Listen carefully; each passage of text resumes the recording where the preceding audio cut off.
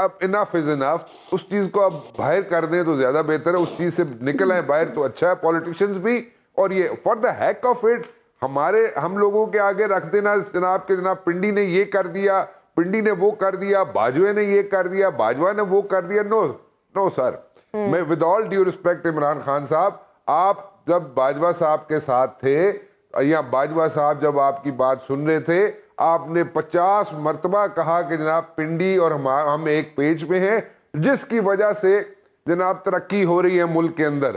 آپ تو تعریفیں کرتے نہیں تھکتے تھے, اور کس کو نہیں پتا کہ سب کچھ سٹیک پہ لگا کے یہی فوج آپ کو لے کے آئی تھی, اور آپ جناب آج اس پہ تنقید کر رہے ہیں. یہی فوج آپ کو لے کے آئی تھی. اور آپ مجھے بتائیں, اگر اتنی بڑی بات ہے, چلیں میں ڈیٹیل میں نہیں جا سکتا, آپ بتائیں جس دن عمران خان صاحب کی حکومت ختم ہوئی اور آپ نے شام کو کیبنٹ کے لوگوں کو بلایا, اور کیبنٹ کے لوگوں کو جو آپ نے جو کانفیڈنس میں رکھ کے جو بات کی عمران خان صاحب نے, ٹھیک ہے, اور اس میں کیبنٹ کے آدھے سے زیادہ اراکین جو تھے وہ چھوڑ کے چلے گئے میٹنگ, ٹھیک ہے, اس دن رات کو آپ کی حکومت گئی ہے.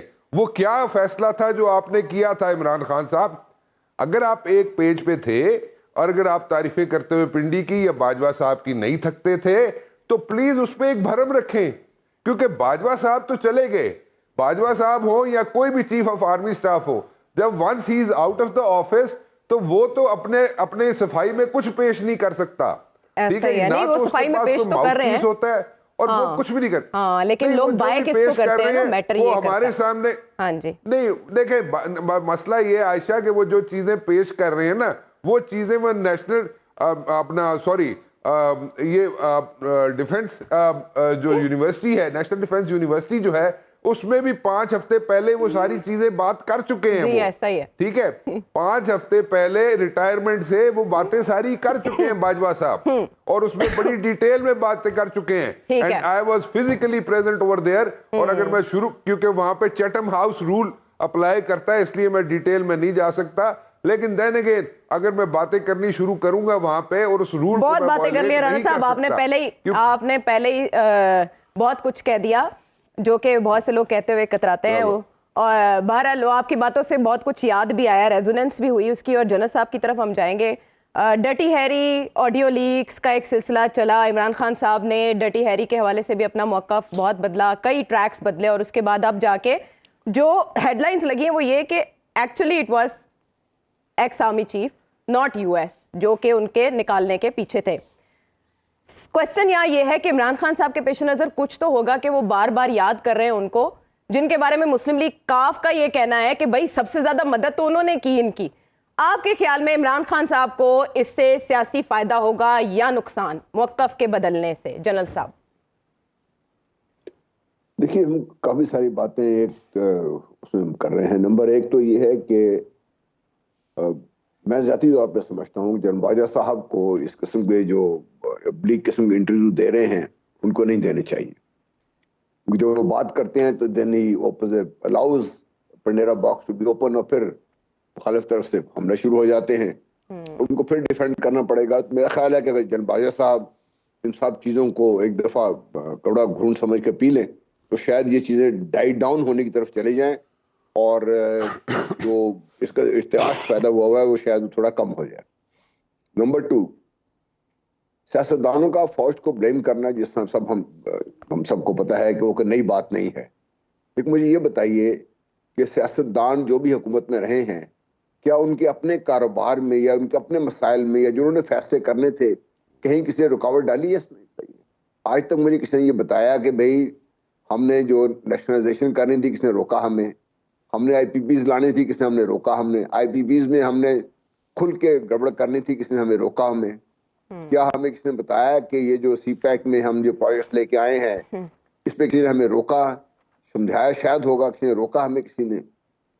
ہمیں صرف ان چیزوں پہ تکلیف ہوتی ہے جو ہم سمجھتے ہیں کہ ہمارا جو اپنا مفاد کا دائرہ ہم نے ڈرا کیا ہوا ہے نا, اس سے باہر ہمیں اگر اس کے اندر کوئی ایسا مسئلہ بنتا ہے تو پھر ہمیں شوشہ مچاتے ہیں. یہ تمام سیاستدانوں کی میں ایک چھوٹا سا قصہ آپ کے سامنے رکھنا چاہتا ہوں. آپ کو یاد ہوا کہ 90 کی دہائی میں شروع میں ڈاکوؤں کے خلاف بہت بڑا آپریشن شروع ہوا تھا سندھ میں, وہ کچے کے علاقے میں. وزیر اعظم جی نواز شریف صاحب وزیر اعظم تھے اور غلام اسحاق خان مرحوم اس وقت صاحب صدر تھے. اس وقت 58 بھی لاگو تھا. جی جنرل جنجوا مرحوم چیف آرمی اسٹاف تھے. نواز شریف صاحب نے بارہا کہا لیکن جنرل جنجوا اس کے حق میں نہیں تھے کہ فوج کو ڈالا جائے.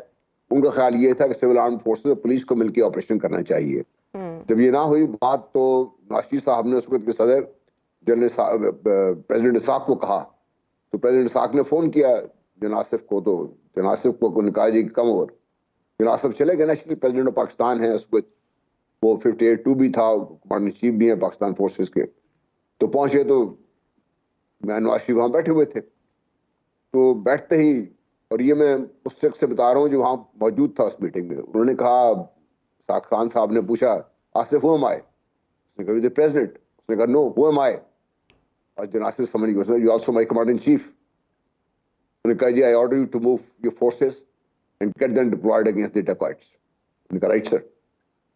اٹھتے ہوئے جنرل آصف نے کہا کہ اگر اس کا مجھے لیگل کور مل جائے جو ایک ضروری ہے, کیونکہ اس وقت آئین کے تحت فوج خود بخود تو جا کے کام نہیں کر سکتی تھی. تو اس وقت نواز شریف صاحب نے کہا بالکل آپ پہنچیں جی, آپ کے دفتر پہنچنے سے پہلے لیگل کور آپ کو مل جائے گا, نوٹیفکیشن مل جائے گی. نواز صاحب آ گئے, انہوں نے حکم دے دیا. فوج کب طریقہ کار ہے, جب حکم مل گیا فوج اپنے طریقہ کار کے مطابق کام شروع ہو گئی. ایک دن گزرا, 2 دن گزرا, نوٹیفکیشن نہیں ملا. بارہا پی ایم آفس کو یاد دلایا گیا, نہیں ملا. پھر خود آرمی نے ایک نوٹیفکیشن بجا کے بھیجا کم از کم اس کو اپروو کر دے, وہ بھی نہیں ہوا. اس دوران فوج موو کر گئی ہوئی تھی. جب فوج موو کر گئی ہوئی تھی سندھ میں ایک شور مچ گیا. اس وقت کے جو وزیر اعلیٰ تھے سندھ کے, فوت ہو چکے ہوئے ہیں, انہوں نے کہا یہ دیکھیے ہم سے پوچھے بغیر فوج کو بھیج دیا یہاں پہ. اب یہاں پر بجائے سے ذمہ داری لیتے اس وقت کے جو وزیر داخلہ تھے ان سے بیان دلوایا گیا کہ فوج دیکھیں جی ہم نے کہا ہی نہیں, موو کر کے چلی آئی یہاں پہ. اب یہ مجھے بتائیے کہ اس صورتحال میں افواج پاکستان کا رول کیا ہوگا, رویہ کیا ہونا چاہیے. ان کو آپ نے شیر کے منہ میں ڈال دیا, پھر بعد میں آپ نے بیک کرنے سے انکار کر دیا. تو یہ میں صرف آپ کو قصے اس لیے سنا رہا ہوں کہ معاملات کا بگاڑ کہاں شروع ہوتا ہے اور کیوں شروع ہوتا ہے اس میں. ورنہ اگر آپ دیکھ لیجئے جو انہوں نے جس قسم کی ڈیلز کرنی تھی, جو بھی کرنی تھی, صحیح کرنی تھی, غلط کرنی تھی, فوج نے کب نہیں روکا ان کو. فوج ضرور آف کورس رائے دیتی ہے, لیکن اس کے باوجود انہوں نے کیا, سب کچھ کیا انہوں نے. آج اگر ہم پاکستان کی اکانومی بھگت رہے ہیں, چاہے وہ نیشنلائزیشن تھی, چاہے پہ induction of IPPs تھا, اس کے بعد چاہے ہم نے کولڈ فائرڈ پروجیکٹس لے کے آ گئے ملک کا بیڑا غرق کرنے کے لیے, اس میں تو کسی نے فوج نے نہیں روکا ان کو. تو مسئلہ ان کا یہ ہے سارا. اب آئیے اس طرف کہ بھئی خان صاحب کا بیانیہ کیا ہے. دیکھیں خان صاحب کو ہم صحیح طریقے سے ریڈ کر نہیں رہے ہیں. انہوں نے ایک بیانیہ بنایا تھا, وہ بیانیہ ہولڈ کر چکا ہوا ہے. اب اس بیانیے کا جو الٹرنیٹو تھا, میں پہلے دن سے کہہ رہا ہوں کہ پی ڈی ایم کے گلے پڑے رہے گا یہ سائفر جب تک اس کی انکوائری نہیں کرا لیتے.